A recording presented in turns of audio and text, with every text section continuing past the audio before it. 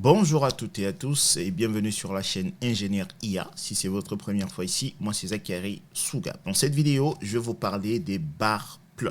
Les bar plots vont nous servir lorsqu'on souhaitera avoir des graphiques qui nous permettent de comparer une variable aléatoire discrète par rapport à une variable aléatoire continue. Pour cela, on va voir également comment est-ce qu'on va utiliser le groupe by. Pourquoi?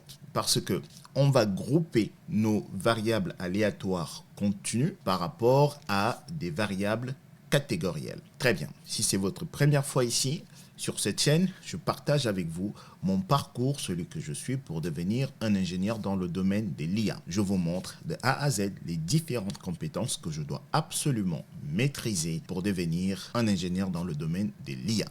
Dans cette vidéo, nous allons utiliser le dataset des pourboires des Seaborn. Donc, comme d'habitude, on va commencer par importer.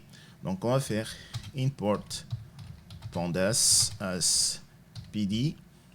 Après, import Seaborn as SNS. Et on va faire import, on va dire matplotlib,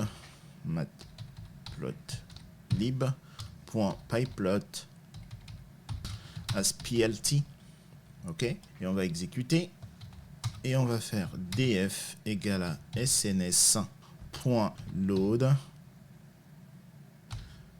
dataset, ok, et alors j'ai mal écrit dataset, il n'y a pas d'y, ok, et c'est tips, ok, on exécute. C'est bon, c'est fait. On va regarder df.head. Ok, très bien. Je vais juste contrôler que j'ai pas des valeurs nan dans mon dataset. Donc, je vais faire df.isna. Ok, .sum. Ok, très bien. On n'a pas de valeur nan dans notre data frame. Ok, on va regarder les types. Donc df.dtypes, ok, on va exécuter. Alors, ici, on voit que on a deux colonnes, donc des variables aléatoires continues qui vont être total bills et tips. Ici, on va avoir size et on a également les catégories ici. On a 4 catégories ici, ok. Nous, dans cette vidéo, on va utiliser la variable total bills, enfin la colonne total bills, ok, et on va utiliser également les catégories sexe par exemple, D par exemple, ok, très bien. Je vous ai dit que les bar plots vont nous permettre de réaliser une analyse multivariée, à savoir comparer une variable aléatoire discrète par rapport à une variable aléatoire continue, d'accord. Donc ici on va faire sns.bar plot, ok, data va prendre df, l'axe des x, on va lui donner la colonne D, cette colonne-ci, ok, et l'axe des y, on va donner total bill, ok, on va exécuter.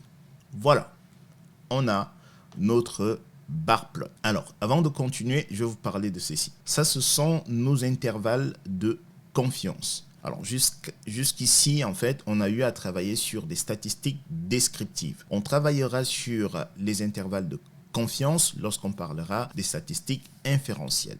Donc, pour le moment, nous n'avons pas encore vu ce type de statistiques. Donc, je vais retirer ceci. Donc, pour cela, je vais faire CI égale à none. D'accord? On exécute, vous voyez, ça a disparu. Ok, le moment venu, on reviendra sur cette histoire d'intervalle de confiance. Ok, très bien. Donc, ici, notre bar plot nous représente simplement la moyenne de la totale des factures payées par jour. Dans notre échantillon de données, on a 4 jours. Comment est-ce que je le sais? Je peux faire df.n unique, d'accord? Et du coup, D ici, j'ai 4, d'accord? Donc 4 ici, d'accord? Donc, notre bar chart ici, on a la moyenne des factures par jour. OK? Et on peut dire que le dimanche, d'accord, on a une forte moyenne comparée aux autres jours. Autrement dit, la dépense en moyenne est plus élevée le dimanche que le samedi. D'accord? Donc, on dépense davantage le week-end qu'en semaine. OK? Maintenant, je vous ai dit que c'est la moyenne. Comment est-ce que je le sais que c'est la moyenne? Alors, je vais vous le montrer. Ici, on a un argument qu'on appelle estimator. D'accord? Et par défaut, il est à min. Et min, en anglais, en français, pardon, c'est moyenne. Regardez, tout à l'heure, on n'avait pas ceci. D'accord? On a notre graphique sans cet argument-là. Si je remets cet argument-là, si je le rajoute et que j'exécute, on a toujours la même chose. D'accord? Par défaut, c'est la moyenne. Alors, on peut utiliser d'autres statistiques ici, comme l'écart type, comme la somme, comme la variance, etc., etc. Par exemple, hein, si je mets somme là, hop, voilà. Très bien. Alors, pour le moment, je vais remettre min ici. OK. Si on souhaite connaître les valeurs exactes, d'accord, de nos des différentes barres, alors, voici comment est-ce qu'on va procéder. Dans ce cadre-là, je vais remonter avec ceci. 1, 2. OK. Je vais le mettre là. Très bien. Dans ce cadre-là, on va faire ceci. DF, d'accord, point group by. On va toujours utiliser un group by lorsqu'on fait une analyse multivariée entre une variable aléatoire discrète et une variable aléatoire continue. D'accord? Donc ici, entre parenthèses, dans notre group by, on va lui donner le nom de la variable aléatoire discrète, à savoir, dans notre cas, c'est D, point, la variable aléatoire continue, dans notre cas ici, c'est total bill, OK, point, min, la moyenne, si j'exécute, voilà, voici les valeurs qu'on a ici. Donc, le dimanche, on dépense en moyenne 21 $ et 41 centimes. D'accord? Et le samedi, c'est 20 $ et 44 centimes. Vendredi, c'est 17 $ et 15 centimes, etc. Très bien. Maintenant, je vous ai dit qu'on pouvait utiliser d'autres statistiques à la place de la moyenne. Alors, voyons voir somme. Retenez bien qu'en moyenne, on dépense davantage le dimanche que le samedi. Mais regardez ceci. Si je regarde la somme et que j'exécute, alors, chose étrange, la somme totale est plus élevée le samedi que le dimanche. Mais en moyenne, on dépense davantage le dimanche. Comment est-ce qu'on peut expliquer cela? Alors, pour cela, on va simplement faire une étude de notre variable D. D'accord? À partir de là, on va comprendre ce qui se passe là. Si je fais dans notre jeu de données, le samedi est surreprésenté. Par contre, le vendredi est sous-représenté. Ce qui explique ceci en fait. Ce qui explique parce que le jour de samedi est surreprésenté. Donc, on a davantage de données sur le samedi que le dimanche ou le jeudi ou le vendredi. Ce qui explique que lorsqu'on somme, en fait, on a une somme totale plus élevée que les autres jours. D'accord? Mais en moyenne, on dépense davantage le dimanche. Okay? Vous voyez bien que le jour de vendredi est sous-représenté. Forcément, si on somme, c'est pas très très élevé comparé aux autres jours de notre jeu de données. Ok. Maintenant, ici, on va rajouter le sexe. On va grouper par sexe. Et pour cela, on va utiliser l'argument you. D'accord? Et c'est la colonne sexe. Hein. C'est cette colonne-là. D'accord? Donc, du coup, on va comparer les hommes aux femmes. Ok, très bien. Qu'est-ce qu'on peut dire? On peut dire que, alors comme vous le voyez là, male c'est homme hein, et female c'est femme. Donc ici, on voit que les hommes, d'accord, dépensent, alors ça c'est la somme, on va regarder la moyenne. Donc, je reviens en moyenne. Donc, en moyenne, les hommes dépensent davantage que les femmes, d'accord? On voit également ici que les femmes dépensent en moyenne le week-end que les jours de la semaine, ok? Donc, ici, on peut utiliser l'argument order, d'accord, pour simplement avoir nos barres ici, respecter un certain ordre, ok? Par exemple, ici, je vous avais dit qu'on peut lui donner une liste, d'accord? On peut par exemple dire Sunday, ok? Après, on peut dire Saturday, ok? Après, on peut dire, ça va être Friday. Et enfin, on peut dire Thursday. OK?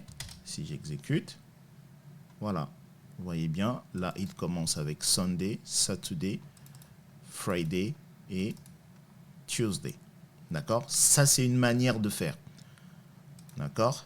Si je retire ceci, je vais vous montrer une autre manière de faire. Donc, on revient à ce qu'on avait auparavant. L'autre manière de faire order, c'est comme ça. C'est simplement de prendre notre variable, donc c'est la variable day. Donc, c'est df.day, OK? Point value counts, OK? Point sort index, OK? Point index, ok, et là on va faire du slicing, ok, j'exécute, voilà, très bien. Donc on peut faire ça comme ceci, on peut décider un ordre comme ceci, et vous voyez bien là je suis allé de dimanche à jeudi. Et si je vais l'inverse, j'ai juste à retirer ceci, ok, j'exécute, et là je vais de jeudi à dimanche. Ok. Autre argument qu'on peut utiliser, c'est palette. Ok. Et ici, on va lui donner, par exemple, hot. On va exécuter. Voilà. Très bien. On peut également utiliser l'argument color. D'accord. Et on peut lui dire, je vais lui dire c'est ici. D'accord. Et on a ceci. Ok, voici ce que je voulais partager avec vous.